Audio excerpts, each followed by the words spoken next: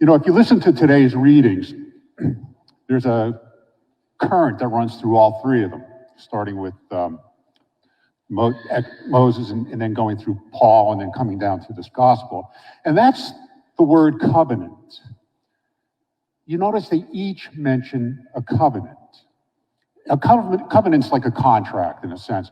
It's I'll do something for you and you do something for me.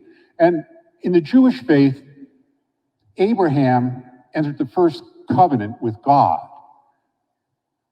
And God said, I will make you my special people. You will be my chosen people. As long as you, the people, choose me as your only God. And I, as God, will watch over you. Well, that started out okay, but then the Jewish people started turning away. So now God's delivered them from Egypt, and this is the Mosaic covenant.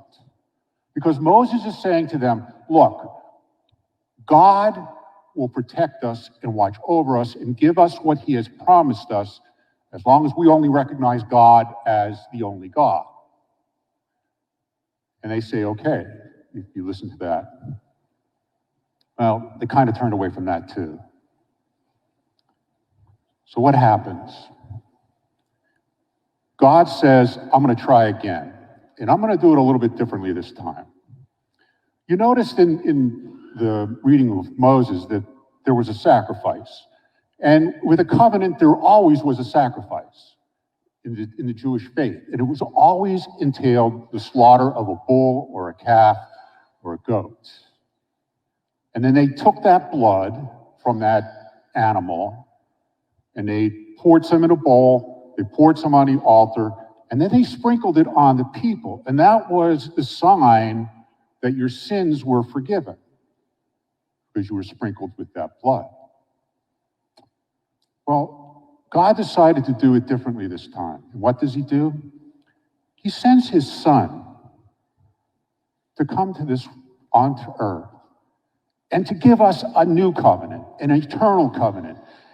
But instead of sprinkling blood on us, he's going to do something extraordinary.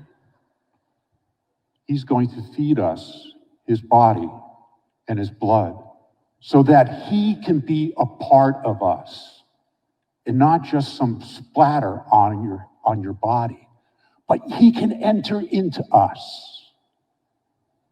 What's the sacrifice for this?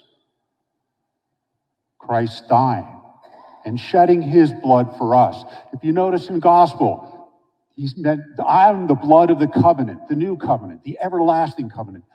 This will never end. What's the bargain?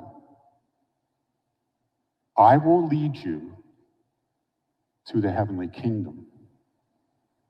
I will love you always. I will forgive your sins. And all that I ask from you is that when you receive me, you let me into your heart and let me guide you. Let me guide you to the Father.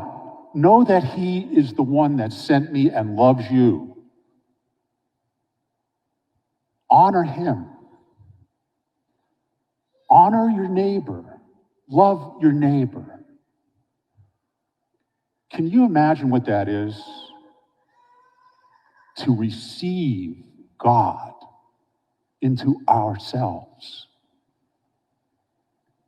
Every Mass, we see miracle happen. We see bread and wine transformed into the body and blood of Christ, and it happens right here in front of us. The body and blood of Christ that can lead us, that he can be a part of us. And we can't deny that.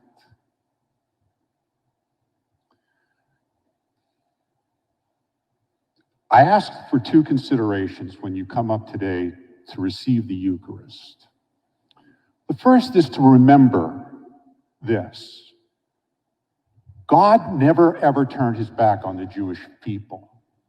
It was the other way around. God always loved them.